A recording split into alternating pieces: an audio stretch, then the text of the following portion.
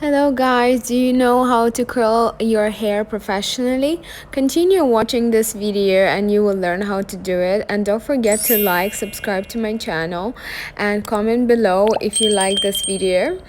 And let's start to section your hair, and I'm going to show you how to section it. Take small sections like 3 centimeters from below your head, like that, like in the video. So section by section. Section 1, you take 2, 3, 4, as many sections as you need on your head. The sections must be about 3 centimeters depending on your curler. My curler is 19 millimeters, so I'm taking those kind of sections like in the video before.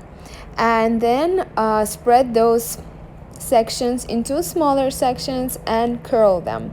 By curling it under the hair, under the root, you are making the more volume on your hair.